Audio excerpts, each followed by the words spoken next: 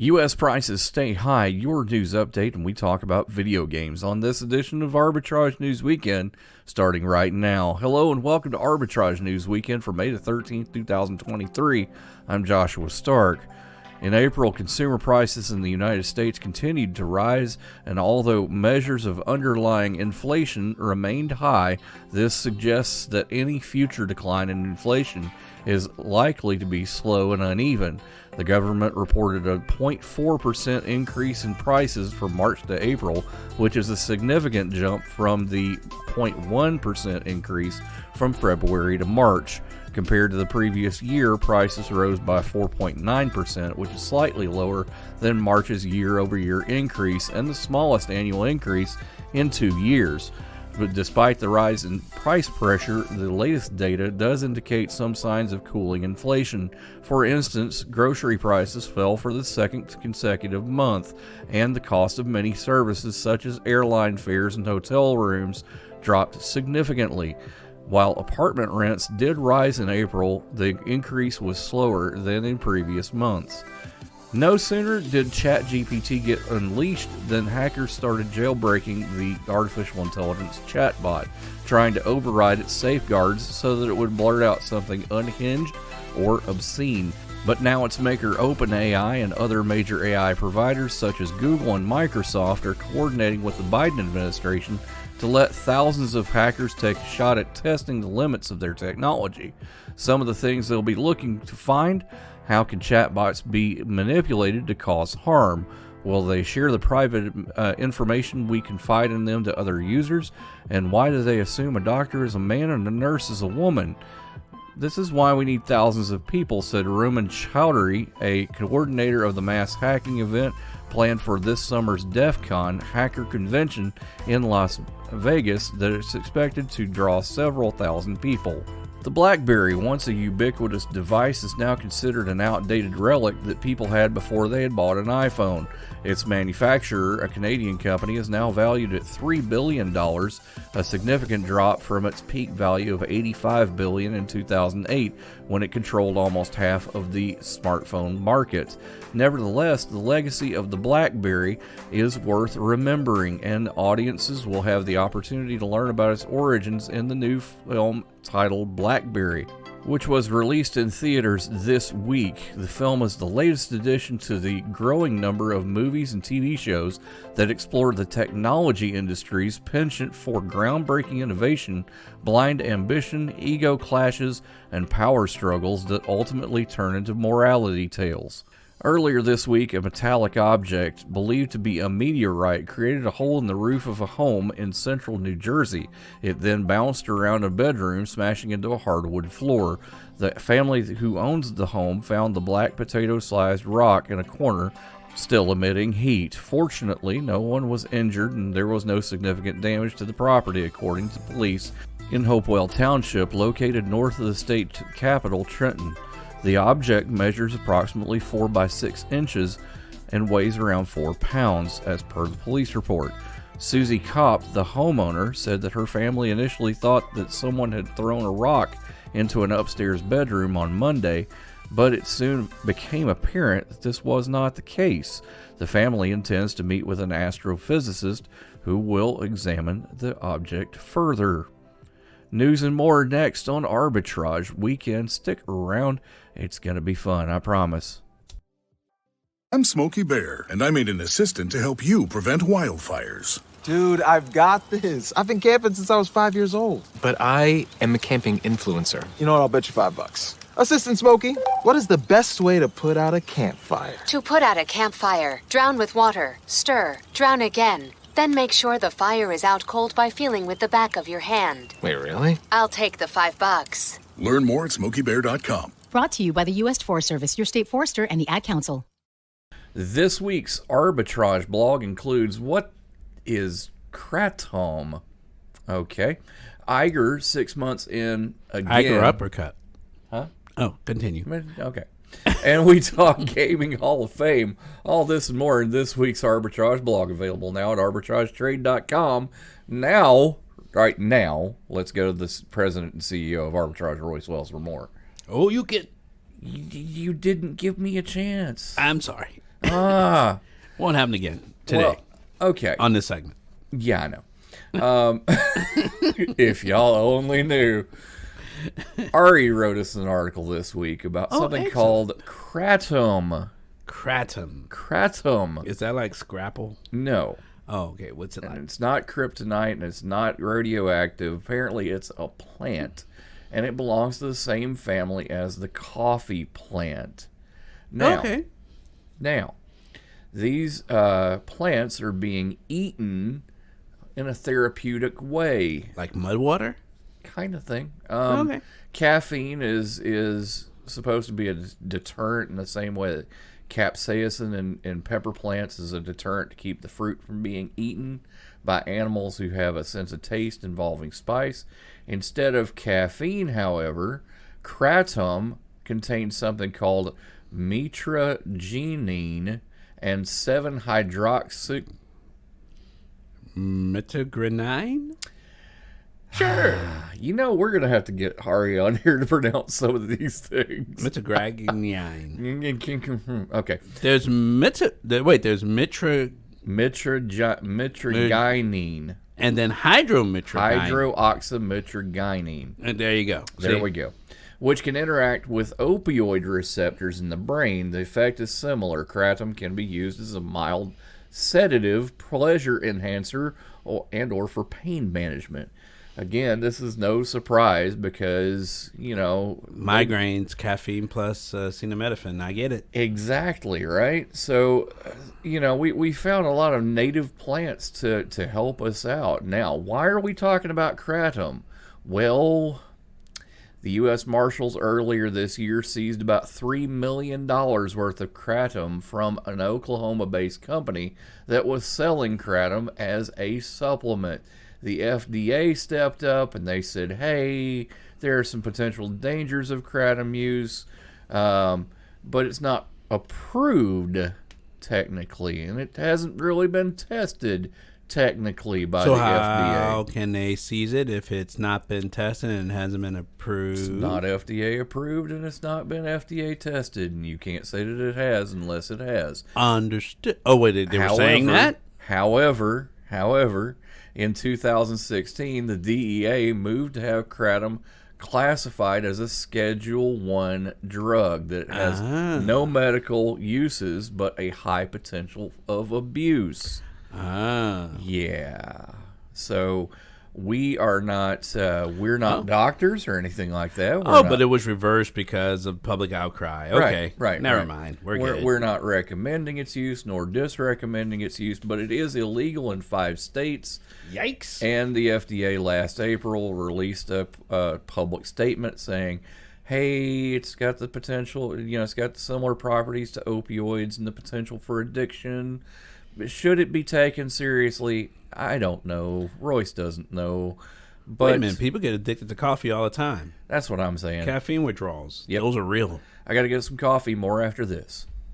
Espresso. Hey, wouldn't it be great if life came with a remote control? You know, you could hit pause when you needed to, or hit rewind, like that time you knocked down that wasp's nest.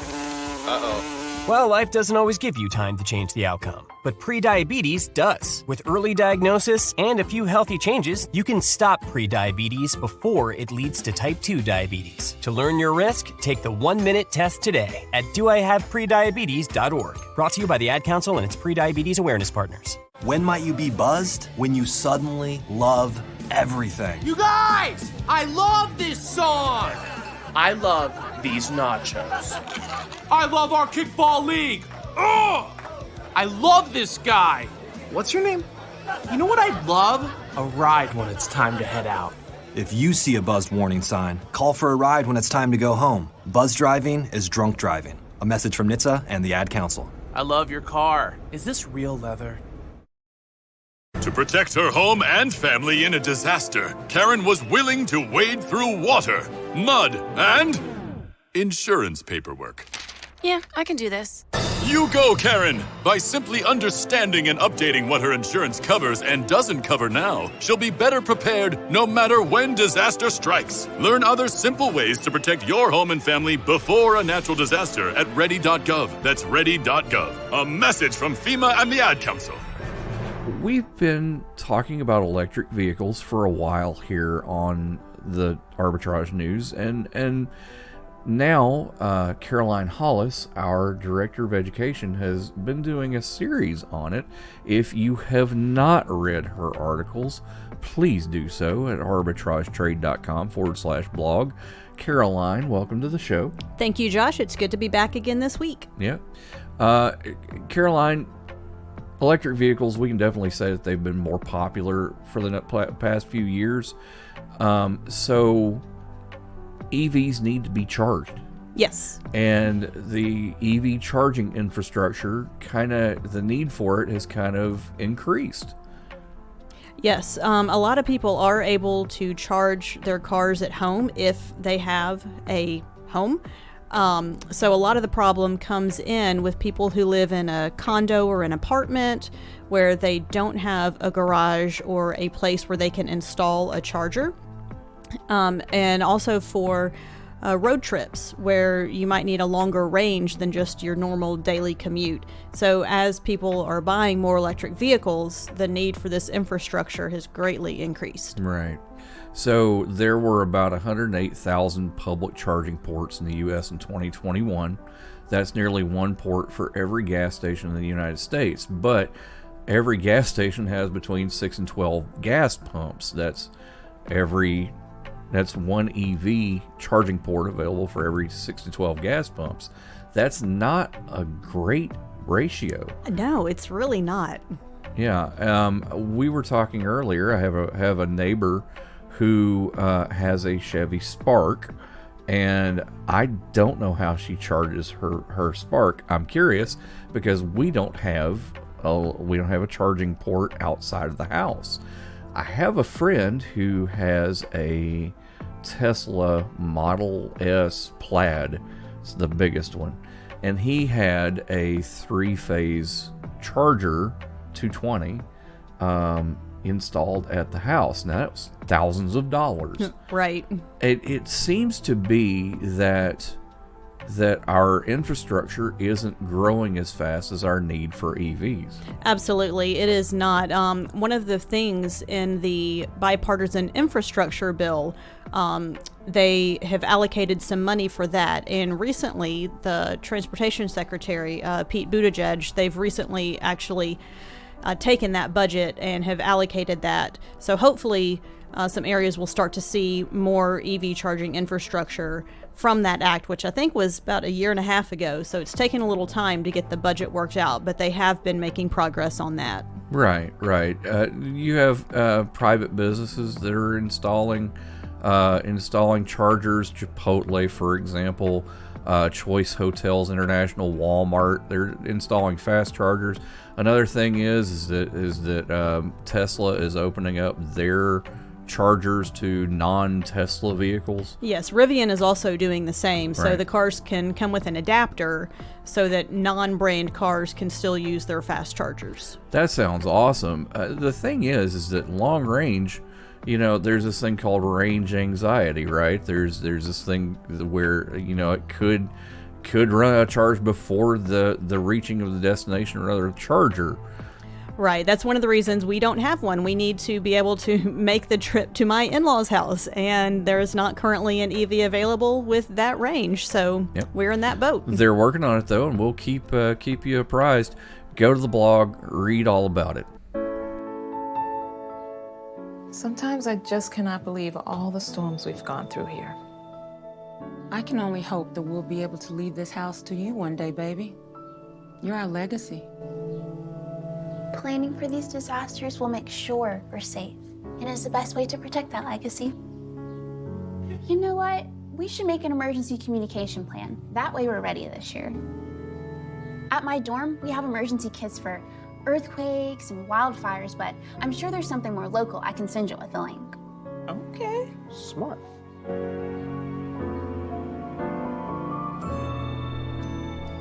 Protect your legacy. Visit ready.gov/plan for the tools and tips you need to start your emergency preparedness plan today. Brought to you by FEMA and the Ad Council.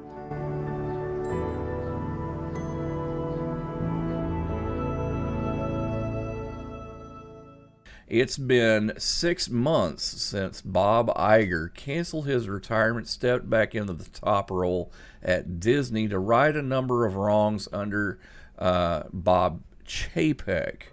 Now, one might argue, Royce, that Bob Chapek had a hard job because he ushered Disney into the COVID era. And you know, as well as I do, we had a period that, where we couldn't do anything, right? Yeah, that was bad. Kind of sucks. Bad. Yeah. Kind of sucks. But Chapek also did some things that were not liked. The perception of a business first, customer last mentality, raising prices, reducing services. At least that's the perception, right? But Bob Iger came back in and stepped out of retirement to try to do some good, right? Hey, no good deed goes unpunished. What did he get into? Well, that's true. He actually walked the parks with Josh D'Amaro, who's the chairman of Disney Parks. He was at Disney World in Orlando, Disneyland Paris, and Tokyo Disney, talking to guests and cast members, and he's taken a personal interest in this. Actually, does sound like he still cares. That's good. Yeah. He resigned as he rejoined Disney. He rejoined Disney in November, taking back the company from Bob Chapek, and it was met with a lot of fanfare. The changes that were rolled out are some really good ones, and he's really ramped it up. And he said this: I think in our zeal to grow profits, we may have been a little bit too aggressive with some of our theme park pricing.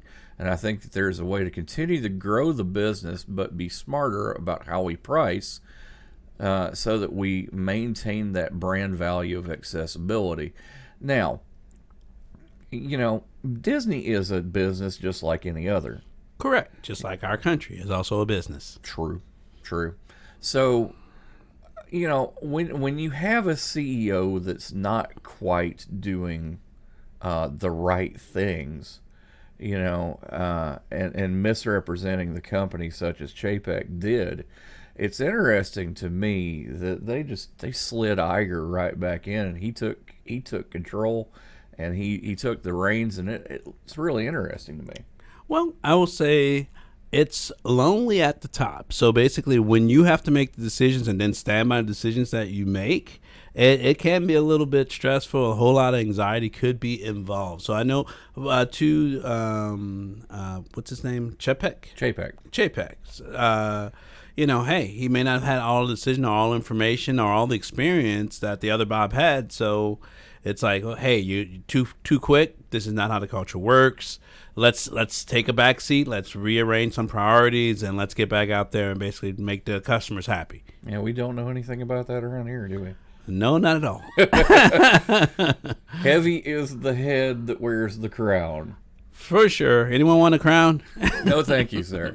No, thank you. I think I'm good. But we're continuing to follow this. That there's also a lawsuit a factor involved with the state of Florida, and we're following that on our blog as well at arbitragetrade.com/blog. More after this.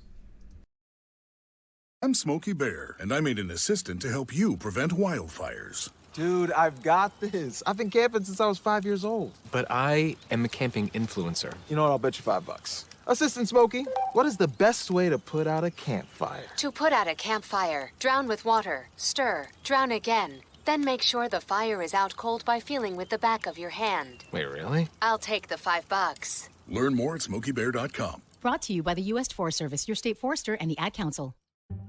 Why was the basketball court all wet?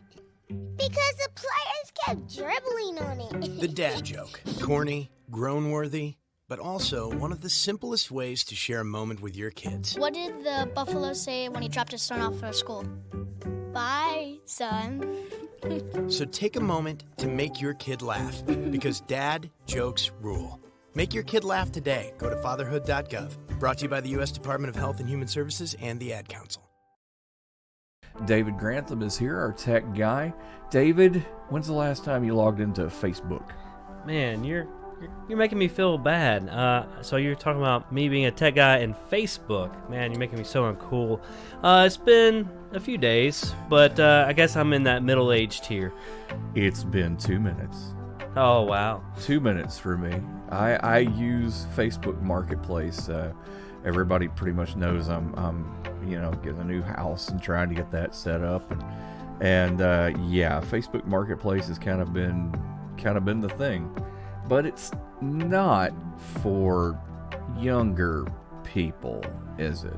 No. I have a niece and nephew who also do social media, not as much as my kids, but when I mention Facebook to them, they kind of go, "Ooh, Facebook." I imagine it's kind of like what, 2005 when we went, "Ew, MySpace."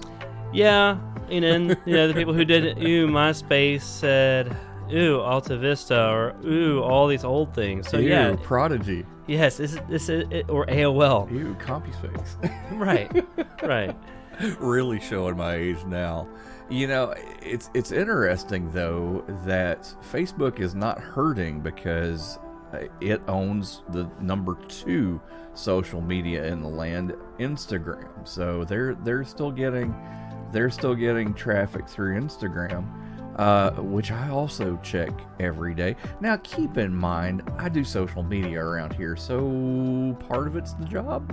Yeah, I mean, absolutely. People are either having their work related to social media, or they're an influencer, so they want to get as much reach as possible. So they'll use all the channels they can.